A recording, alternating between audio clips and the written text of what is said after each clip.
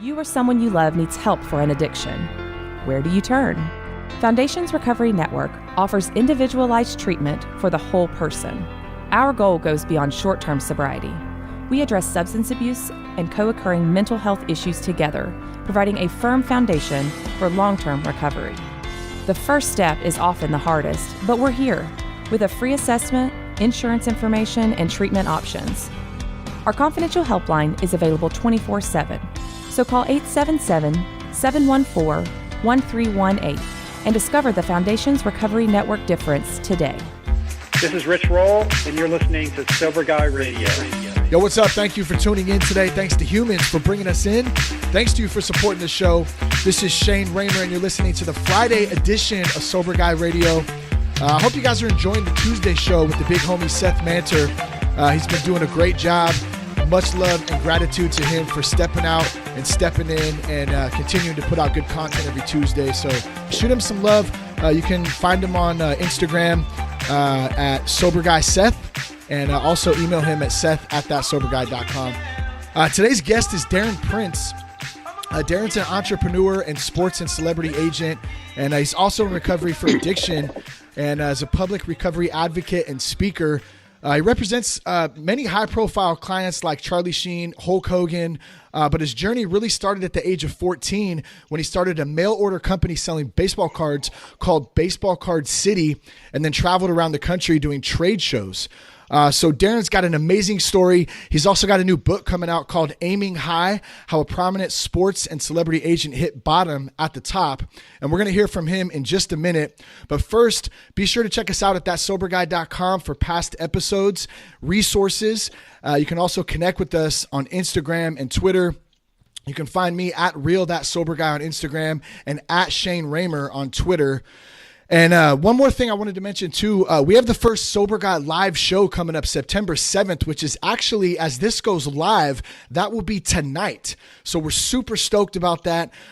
We have special guest TJ Woodward, author and creator of Conscious Recovery. He's going to be there to do an hour set with us and talk about victim mentality and just the struggles of addiction and kind of share some of his story and his program. That's going to be at the Phoenix Theater in Petaluma, California. And like I said, September 7th, that'll be tonight as that goes live. You can go to thatsoberguy.com, click on live events, and you can get tickets there. Or you can go directly to thephoenixtheater.com and you can get some tickets there. Bring a friend. Come hang out with us if you're in the area. We're going to have some fun. We're going to share some stories, laugh, drink some coffee, and, of course, talk recovery. So I'd love to see you guys there. And then thanks again to Foundations Recovery Network. If you or a loved one needs some help, you can always reach out to them. They have a confidential and private line. It's 1-877-714-1318. We've been working with those guys for a couple of years now. They're great people. They really do care, and they can answer any questions for you. Once again, that's 877-714-1318. Darren Prince, what is up, my friend? How are you? Hey, man. Thanks for having me. All good. Yeah, good stuff, man. It's an honor to have you on. Really appreciate you taking some time with us today to sit in and talk about your story. You've had quite the journey. I love, and I kind of had to mention the Baseball Card City thing because, man, I was a big baseball card collector as a kid. And do you remember the Billy Ripken black box card? That was the one thing I've been waiting to ask you. It's so crazy that you'd mentioned that. One of my business partners and agents, Nikki C., we spoke about it 2 days ago. You're really going to love my book. No way. The second chapter, I was 19 years old. I was at the 501 Club baseball card show with Mantle, DiMaggio, Williams in Atlantic City. Pete Rose produced it. My sister was going to University of Maryland. True story. This is in the book. The next week, being a baseball card entrepreneur, I knew I was going to see her. I wanted to have some extra money to buy drugs and party with my boys because I always paid for everything. I was the only one making money. Yeah. I bought 100 Baltimore Orioles team sets, 100 of them. Wow. Billy Ripken was a rookie, but Cal was the star. And I figured, look, I'll buy him for $5. I'll send him for 10 or 15 bucks. I'll make a quick grand while I'm down there. Yeah. I go back to my parents' house, drop my cards off, drop all my inventory off, go up to University of Bridgeport. And we're all out partying that night. I wake up the next morning. The front page of the USA Today has a story about me, 2 other baseball card dealers, and the Billy Ripken card with the fuck face on the baseball bat. No Bro, way. I blew off class, drive home, like 200 miles an hour, shaking, trembling. I remember smoking a joint to calm myself down. I was still out of my mind. Holy and shit. No joke. You're going to go wild because you'll read this right in the book. Yeah. I had 100 team sets with Wow. with the fuckface card. Those cards sold at that time. I had stockbrokers coming to my dorm room. I was getting a winner between $500 and $1,000 a card. Per So card. the $500 turned out to be like a $75,000 or $100,000 windfall from the fuckface card. Unbelievable, man. And just to give a little background for this on people who might not know what the hell we're talking about, there was I think it's Fleer 1987, somewhere around 1989. there. 1989 Fleer. Bill Ripken does a pose for the baseball card, and on the knob of the bat is written fuckface. And to my knowledge, it was some sort of joke, right? I mean, I would love to hear the background story. I don't know all of it. He came out, he did an interview a few years ago finally, and he said he was the prankster of the team. And he made a note on the bat just to kind of label it for one of the players, and the joke wound up being on him because he got a call from the public relations department from Fleer that there's a nightmare about to happen, and he was the one holding the bat and was completely unaware of it. That's great, man. I love it. So you made a killing on 100 sets of Baltimore Orioles cards and had a good time doing it.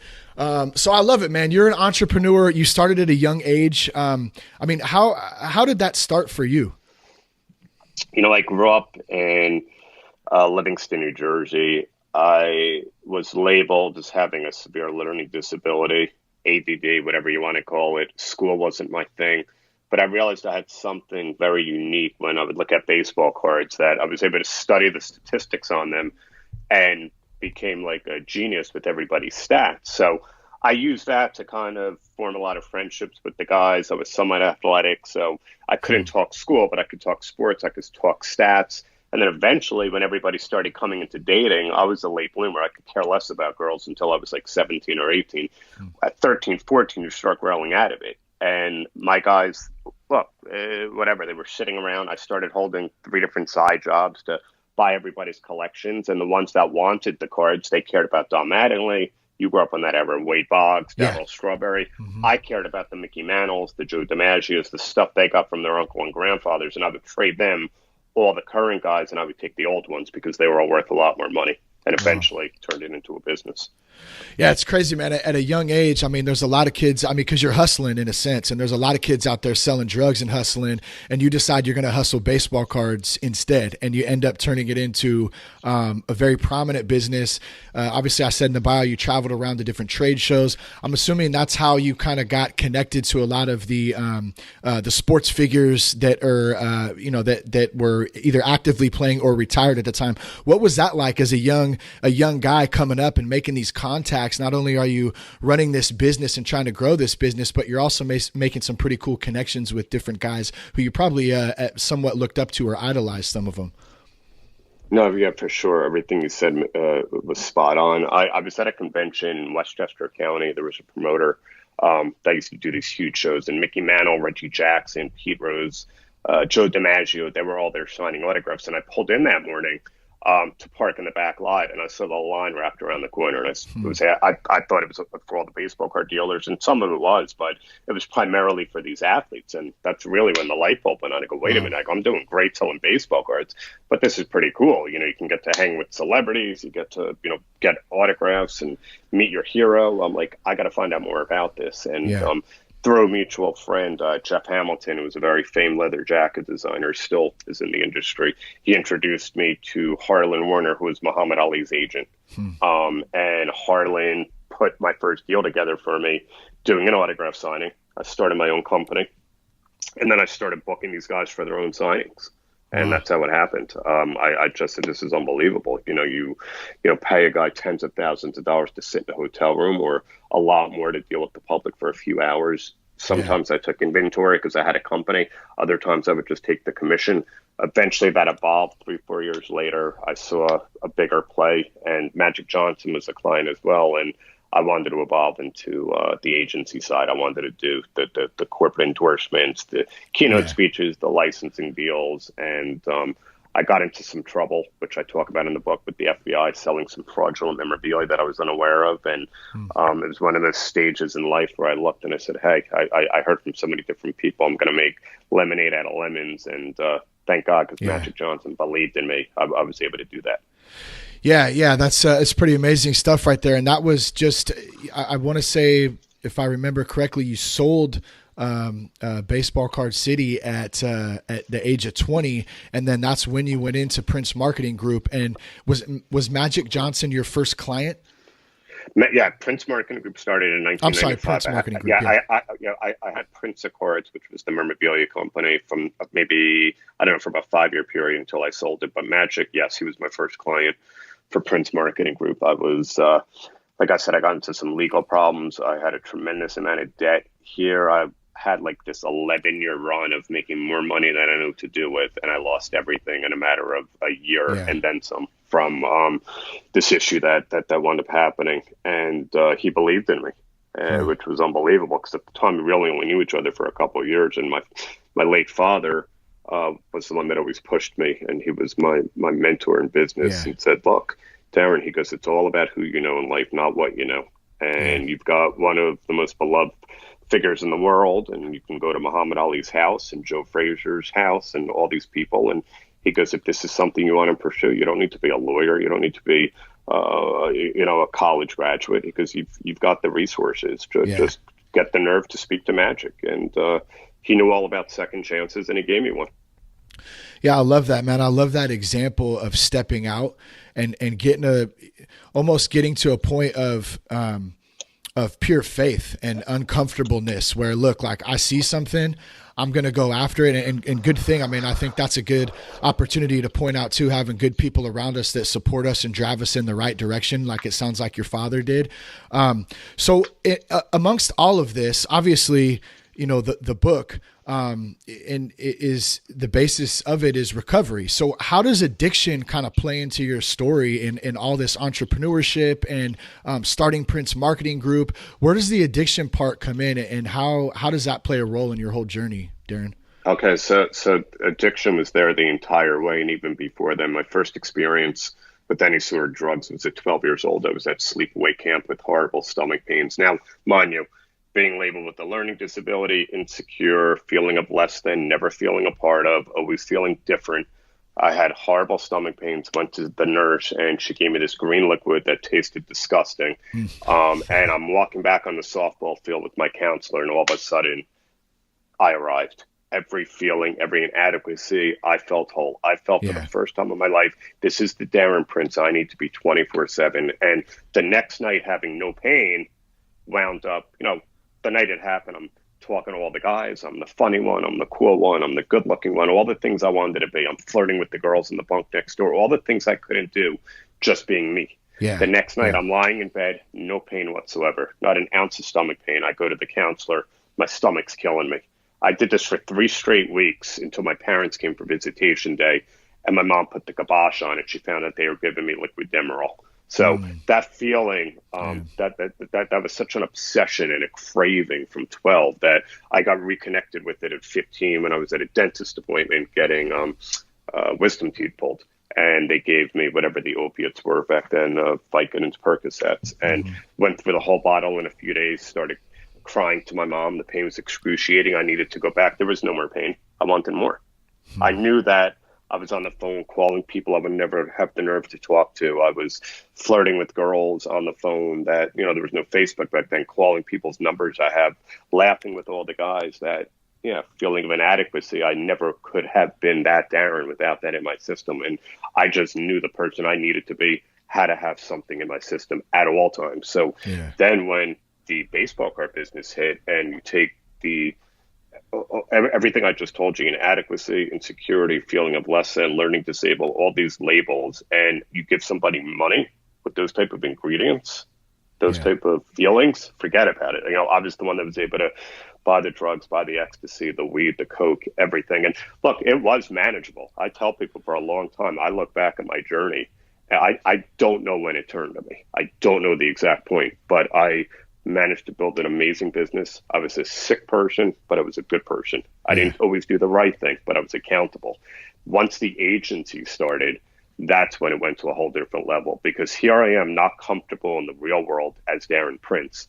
I get sucked into this dream world, this fantasy world that everybody has to see on the movies, on TV, fantasize about what it's like with the private jets, the red carpets, the Oscars, the sideline passes for the Super Bowl, sitting ringside at the biggest fights in the world, Tyson Holyfield with Muhammad Ali, Joe Frazier, Mike Tyson. I mean, you can't buy these experiences. Now, I'm thinking from the outside, I've got everything put together, but every single one of these experiences, most of the time, 99%, it was always pure opiates. And, of course I would drink, but for me, it always came down to the opiates. And within a 10-year period, probably my early 30s, I knew something was going very wrong. It wasn't having the same effect anymore. My day could not start. I couldn't sleep. I couldn't think. I couldn't work out. I couldn't make a phone call. I couldn't do anything until I had opiates in my system. I could not function. And then, as they say, what at some point turned out to living to use, it turned out to be using to live. Wow. Yeah, you mentioned something too about the functionability, and it's funny, man. I meet with my sponsor on Thursday mornings, and we were talking about the high bottom and the low bottom, and he was kind of explaining a little bit more about his own journey and circumstances, and it just reminded me of that, because I think that there's a part with and I'm not trying to speak for anybody else out there, but I know that because I've talked to them, there's a lot of other men and women out there who have that struggle. They feel like they have it all together. And a lot of us do. Like same with me. I was close to losing my family and my job and having DUIs, but I never got that. And so it was easy to justify the behavior. Did you find any sense of that, like with your own, with your own circumstances and things that were going on, that it made it easy to justify the behavior you were doing just because of, you were successful? I mean, let's call it what it is. Of course. And the bottom line is, like most people, I got arrested 4 times in my early 20s, lost my license for a year. Nothing ever happened after that. I had a horrible overdose in Las Vegas in February of 2007 before an NBA All-Star game party that Dennis Rodman had. And that's when I really knew that something was bad, that I couldn't control this thing anymore. But when you're supporting a lot of people, bro, like me, and I have a lot of different people on payroll, I'm taking care of family members, loved ones, they see all this money coming in. Yeah, like you said, it's easy for people to kind of look at it and be like, well, does he really have a problem? Plus, as crazy as this sounds, because I know what an epidemic it is, I do believe I was a functioning opiate addict, just like you hear functioning alcoholic. Nobody knew. Maybe, even in the end, maybe 4 people in my life knew how horrible this was. One was Magic Johnson, because I had to call him. I called him a year and a half before I got clean. And he didn't care about the money. He didn't care about other issues I was having in my life at that time. He said one thing is, you have to get your act together. You got to get clean. He goes, you got a family, you have a booming business, you have a life beyond your wildest dreams. And think about that. Here I am. I got him asking, yet telling me what I needed to do. And it still took another year and a half. A client that 1 in a trillion lifetimes you can't get. And that's how powerful this disease was. That didn't matter what anybody told me. I needed to find my own bottom. I needed to, have my ego, as I like to say, destroyed, crushed, obliterated, and be non-existent to understand what I've accomplished means nothing. I personally, I always like to say I am a drug addict in recovery first before anything. It's got nothing to do with the business, and that's what keeps me nice and calm and centered and serene. The job is what I do. I work for these people that have extraordinary talent and have accomplished extraordinary things, and I'm nobody special unless my sobriety comes first. Yeah, man, I love the humbleness and staying in that mindset, because it is huge. I mean, it'd be easy in the business that you do to get away from that, and that's something that's got to be tough sometimes. But it sounds like you keep a good grounded program. And I guess from here, I mean, what was that moment, or what was that bottom that finally made you surrender? I guess I think surrender is a good word. I mean, I know I love absolutely. What was that moment like, man, for you, and when did it happen? First up, I got to say, I love doing an interview with somebody like you versus like a CNN or somebody else, because we speak the same language. It's just so freaking awesome, man. Thanks, man. I appreciate sometimes that. we use these terms when we're talking to another host or something. They kind of yes you, but they don't understand. I mean, what you just said, that was it. I finally had that gift of desperation. I finally had that God moment. I had an awakening. I know a lot of people don't. They get in whatever way they got in, but it was July 2nd, 2008. And my uncle and his then girlfriend are both in the rooms. They still are for double digits. And she knew I was spent, having never met me before. She saw the look in my face and asked me what was up. I was on Suboxone. I was on a mood stabilizer. I was on anxiety medication. I was on Ambien. I was drinking. I was on antidepressants, and I was a freaking zombie. And when she asked me what was up, I told her. I said, I'm sick. I'm suffering. I don't want to live anymore. She's like, do you realize you're an addict? Your life's unmanageable? I said, absolutely. She goes, are you willing to do anything it takes to get sober? I was like, anything. I go, I'll give up my business. I didn't even care. Yeah. I was like, I can't function anymore. And she put me on a little detox. July 2nd, 2008, I was in the gym in New York City. I was married at the time. I came back to my apartment, called her up screaming, I can't do it anymore. I was clean for a few days. I go, my brain is freaking opiate deficient. I got to freaking call the doctor. I got to freaking buy what I need. And my uncle said, this is the goddamn disease talking. You need to find an AA or NA meeting. You're in New York City. Go online, put your goddamn hand up. Tell these people you're sick, you're suffering, you need help. Yeah. And I said, I can't freaking do it. I hung up the phone. I go into the bathroom, bro. I open up a little medicine bottle because I was taking Klonopin, little pieces of it to help with the withdrawal. And two, I believe it was Vicodins or Percocets came out, which me and my then wife thought we cleared out everything. Yeah, yeah. And I fell on my knees. I fell on my knees. That was it. I fell on my knees, shaking, trembling, and crying, praying to God, I cannot do this anymore. Whatever you have to do, whatever I need to do, please do it for me. And I felt something on my right shoulder. I heard the voice tell me, I got you and you're ready. And I stood up, and it wasn't me that stood up, and I flushed the pills down the toilet. I went into the living room, went on a computer. I found an AA meeting in the upper 90s at 9 o'clock that night. And on the cab ride over, thinking, holy shit, for the first time in my life, I wanted to stay sober more than I wanted to stay high. What the hell just happened? And I walked in a room, 150 people with no shame, threw my hand right up. I said, I'm sick, I'm suffering, I'm desperate. You've been there. You know, a lot of us have. Oh, yeah. All of a sudden, you have a dozen people come over to you in the middle of a room, and you're a complete stranger, giving you phone numbers, patting you on the back, telling you, we got you, you know, you're in the right place. You know, to feel that love and that warmth for the first time, that acceptance that I found a place where I needed to belong. And it wasn't with Magic Johnson or Hulk Hogan or Smoking Joe Frazier. It was in a church basement in New York City that I finally knew I arrived. Yeah, dude, that was awesome, man. Thank you so much, bro, for sharing that.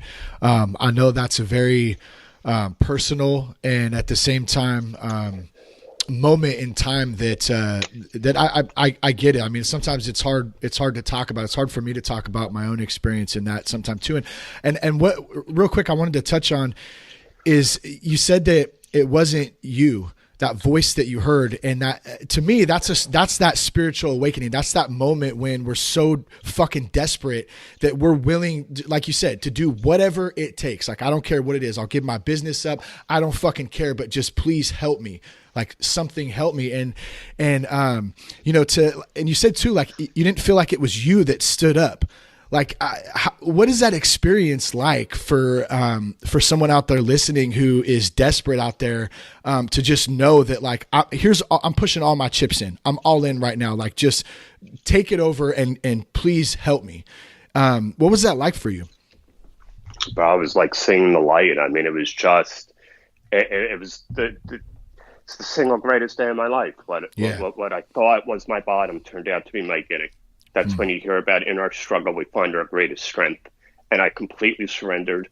And then one day at a time, and on the tougher days, it was 1 minute at a time. Because let's face it, and not every day is easy. Just because we get clean and sober doesn't mean life doesn't come at us. I don't care if you have 2 days or 25 years. Yeah. And that was basically just, it was just the most magical, you know, thing that's probably ever happened to me. I mean, there was nothing that I could ever compare to it. And then I started realizing one day at a time, as I can do this, that I told my dad when he was alive, I go, I want to use my platform here as an agent to go out and tell people you can do this. Because the reality is, I told my mom and dad that there is such shame. There is such embarrassment and humiliation. That's why we're losing lives. That's why people aren't recovering. So I need to embrace it. I don't work for William Morris or CAA or ICM. Thank God I've been blessed to own my own agency. And I've got the support of every single one of my clients because they knew how much I was struggling. And once I knew that, and once I knew they were giving me their blessings, and they knew that this was a lot bigger than Darren Prince, the agent. This was about Darren Prince trying to help inspire a few people along the way and help save and change some lives. That was it. I was like, this is just amazing. And July 2nd this year, man, it was just proof of it. I cannot even tell you how many people I celebrated 10 years sober. Oh, wow. How many people texted, phone calls, emails, Facebook, Twitter, Instagram. It's just like, it's the greatest thing I've done for myself for the longest amount of time in my life. And nothing comes before it. I go to meetings all over the world. I was in Hawaii over the weekend for 5 days. I went to beach meetings in Honolulu. My fiance's from Australia, Priscilla, and she knows when we stay in downtown Sydney, right across from the Hilton, there's different meetings that I go to once a day. Anguilla, Monaco, Canada, to Toronto, Montreal, because to me, it's a fellowship around the world that we understand a way of life. We understand the way that we think. You know, and like an AA now to me means more attitude adjustment than anything. Like, I want to be that better person because I know if I'm in that asshole mode, that's putting me closer to the behavior that I never want to go near to again. And I want to be able to say what I mean to people, mean what I say, and not say it mean. I want to try to understand somebody instead of me being understood. In the heat of an argument, I don't want to engage anymore. I'd rather feel all right than right. That's what I tell people. And staying in that mindset and not engaging, it just keeps me on this peaceful journey. And look, I'm not always perfect. You know, I still screw up. So we've got the steps, you know, and we can get right back at it. But it's just not worth anymore to have that emotional hangover, to open up my big fat mouth sometimes and say something that I don't want to say. And, you know, I just love being in this peaceful mode where I could be of service. I know that God rewards me one more day, allowing me to use my voice to help other people because I've done the right thing for 10 years now. You know, not that I've been perfect, but I've done, the textbook AA and Tech Step 12-step fellowship. I've done it, about as good as you could. Yeah, man. So first, dude, congratulations on 10 years.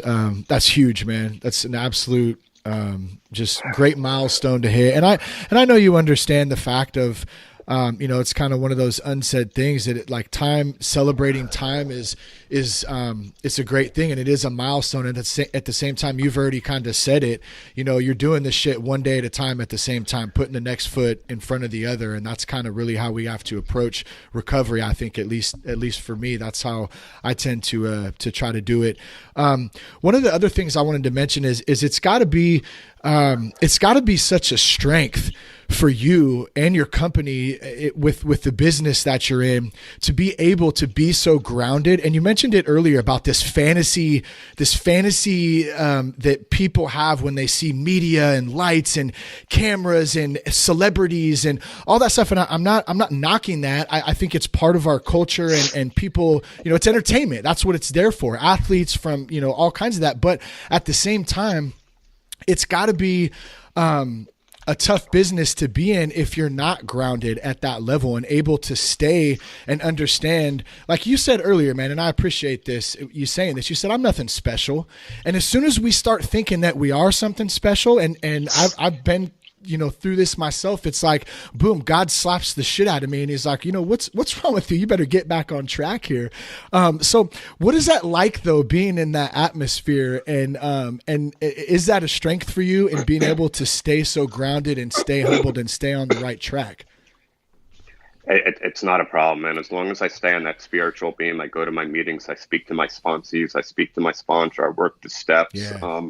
It's not a problem. And I'll be honest with you, some of the big ad agents, some of the agents, my colleagues that I've worked with, bro, they've adapted the same way of life and they don't have drug and alcohol issues because they just see a change in me. And it's almost awesome. Like we say in the program, if you want what I have, then do what I do.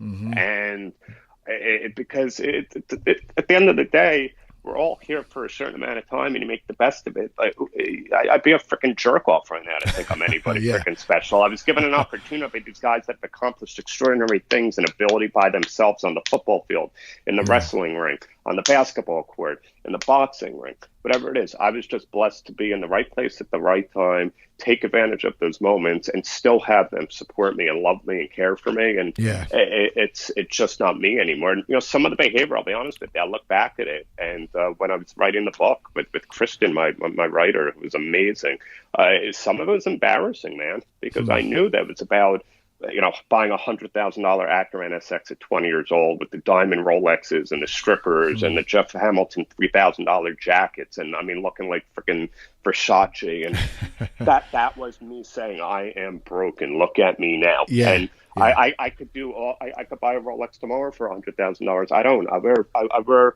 I am not anonymous. A rubber band right now that's on my a company out of Connecticut makes T-shirts, and I wear a spiritual bracelet on the other side because that's just not me anymore. I don't care about the flesh. I don't need to prove to people who I am. The most important thing is what I am, and it's a recovering drug addict, one day at a time, that's trying to keep what I have and also give it away to other people. The rest of it is just a byproduct of what I do. Yeah, that's so awesome, man, because all that material stuff, I can't remember who said it. I heard somebody say, like, a man's soul is so big that any material possession will never fulfill it. Only the spirit of love or God or whatever you want to call it can fulfill that spirit. And, all that stuff is really meaningless at the end of the day. We don't come into this world with it, and we sure as shit don't leave with it. So I love that you pointed that out, man. That's great. Let's kind of transition into the book a little bit, man, and then we'll wrap this thing up. I'm really enjoying this convo too. So once again, Darren, thank you for taking some time and sharing, being open and stuff, man. It's really, really good stuff. You said you worked with Kristen, your writer, and Anna on the book, right? And so how did that kind of come about? And when did this little journey of this book begin? Well, my dad always wanted me to write a book, and I just, again, being a sober, advocate, why write about my accomplishments? That's not who I am anymore. And then he was like, well, you could talk about the Muhammad Ali, Joe Frazier story. It's the most iconic achievement of almost any agent to get the two biggest kings in the history of sports together. And I said, yeah, but there's not a whole book there. And then I met up with Anna for the first time about a year ago. She had Ryan Hampton there, who I love to death. Oh, Ryan's awesome too. Yeah. That's awesome. So she had Ryan. I go way back with Chris Herron. Chris is my boy for at least 5 or 6 years now. We got sober 29 days apart and didn't even know each other back then. So she was kind of intrigued by my story and obviously the whole celebrity thing. And she's like, I have a publishing company, and I said, oh, that's interesting. And we started talking back and forth. She goes, I have a writer, I'd like you to talk to her, Krista McGinnis. And we completely hit it off. My dad passed away in February of 2017, and literally it was 8 months later, I signed the deal to publish the book. And awesome. Kristen was just absolutely fantastic. Anna was the best I've ever seen. I mean, she was just on top of every single detail. Yeah. I could not have had a better dream team. And the intro of the book is all about Muhammad Ali and Joe Frazier. People have to pick it up and read it. I've never told it before. I've been offered money from GQ magazine. ESPN wanted me. This was more about my experience with these two regal kings, the most bitter battle in the history of sports, the number one rivalry in the history of global sports. There's nothing ever close to Ali Frazier. Yeah. And I was the one of the people. My buddy Harlan wasn't able to make it, but I was the one on site to make it all happen. And I was high on opiates the entire time because I never felt that I belonged. I did not feel that I deserved to be there. Now looking back at it, I know I did. Now, when I look back at it, I deserve that privilege to be there, and I deserve their trust and their respect. But you didn't feel worthy. You didn't feel worthy at that time, and my nerves were out of control. I mean, here I am in a spot where any president, world leader, mega A-list celebrity. I mean, I've been in the presence of Spielberg crying in front of Joe Frazier. I've seen Lionel Richie, De Niro, Pacino, these guys around Ali, and it's a different animal. Ali and Frazier were they were the closest thing to godlike figures we've ever had on this earth. And President Clinton, Michael Jackson, I've seen it all. So now here I am alone with the two of them at 32 years old and still having all those insecurities, all the underlining roots that, stayed with me from childhood, being like, how the heck did I wind up here? Yes, I've known both of these incredible men for, at the time, it was 6 or 7 years. I spent dozens of times around both of them. but just was so broken. My nerves were shot, and I was high as a kite on opiates because I couldn't experience. Not only that night, the next day we sat center court courtside, seat 1 and 2 together with Muhammad and Joe, and same thing. I'm literally, before we even went out on the court, I went to the bathroom, and I remember chopping up Percocets and having to snort them because that was the quickest way to get them into my system so I could deal with what was about to happen. That's how sick I was. Wow. Yeah, just super bad anxiety and just a heaviness, and you want to escape, right? I mean, you want to escape that. It's funny, too. As much as you probably want to be there and enjoy the experience, you have to escape just to deal with the stress or anxiety or whatever 100%. it is that's going on, man. What a trip, man. I mean, Justin Timberlake is dating Britney Spears at the time. They're coming over. Puffy came over with his son, Justin. It was a little kid. Magic and Cook here to my left. I got Michael Jordan, Iverson, and Kobe. I mean, and everybody's coming to me. The media's coming to me about doing interviews. Both guys didn't want to do press. I'm pushing people away and, dealing with all the security around us. And it was just, you want to be there, but you also don't want to be there because I'm not built at that time to deal with that. Now, if I can go back in a time machine, forget about it. I can do it like clockwork because I've grown to not just like myself, but love myself, and not from an egotistical standpoint, but love the way that God has slowly turned me into the person that I've meant to be, not the person I was trying to be all those years. Yeah, I mean that's like such an important part of this too, is getting to know self and understanding self, and then on top of that, loving self. Do you find too that now that you're sober, like now you kind of know who you are, you understand yourself, you've gotten to know yourself, and you continue to learn about yourself to take on life's challenges? And because like you said earlier too, this shit's not perfect. Like, we all have our days. Like, some days are better than others, no doubt. Being in recovery is not all rainbows and sunshine. Like, there's shitty days still, but the difference is like now I get to feel some of those days, and although they suck sometimes, at least I'm alive, and at least I can feel that. Do you think that that's been a huge thing for you in just knowing self and learning how to love yourself too? Absolutely. I mean, it's huge. I mean, what you just said was perfect, man. I mean, it's exactly the truth. And that, like, Hulk Hogan once told me, it's about riding the highs and surviving the lows. And everybody, you don't have to have addiction issues to understand this. And it's just learning who you are, knowing what you can deal with, and knowing when it gets to that point of too much, what's your checkout? What do you do to take that break? My fiance Priscilla she's an NLP practitioner. She gives me great techniques. I got the most amazing staff. My boy Bo, Nikki C, Steve, Frank. These guys just know what I need when I need it, and it's you need a supporting cast with it too, because none of us can do this by ourselves, and sometimes it's the outside world, and sometimes it's my spiritual brothers and sisters too. I was with Tim Ryan the other day, the dope man. He's my man also. He just made my day. My an advanced shipment of my books came in. I was more excited about seeing him than the books. It's just, we have such a deep connection, us spiritual brother recovery advocates and sisters. I mean, Anna's doing it at a level like I've never seen. She's she's great. It's incredible.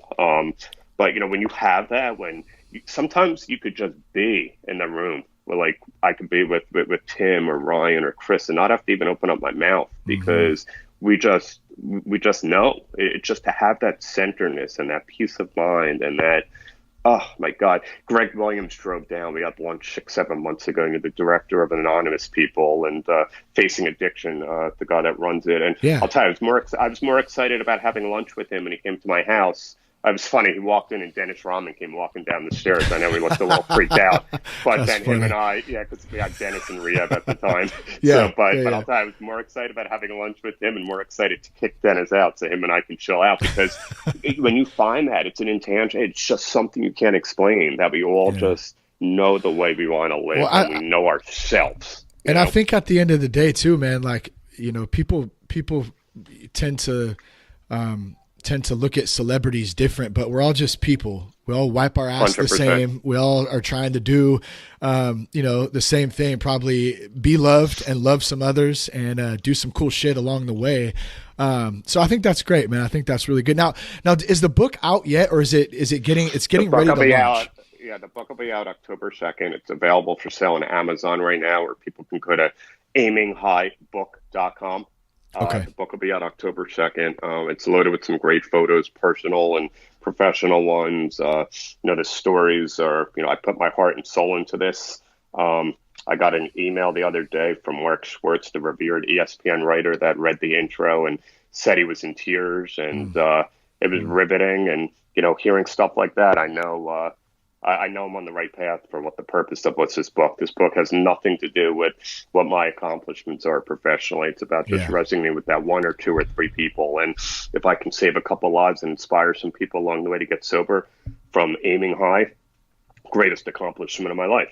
Yeah, I love it, man. I love it. Spreading the love, spreading the word. You can follow Darren on Instagram at @agent_DP. That's at @agent_DP. Darren, last question for you, man. Any advice for someone out there listening right now who's struggling? What would you tell them? For anyone out there that's struggling, the bottom line is just don't give up. There's hope. There's recovery. There's ways that you can get out of this state of mind. Just speak to somebody you trust, whether it's a loved one, walk into an AA meeting, an NA meeting, a detox center. People are willing to help. It's an epidemic right now. You're not alone.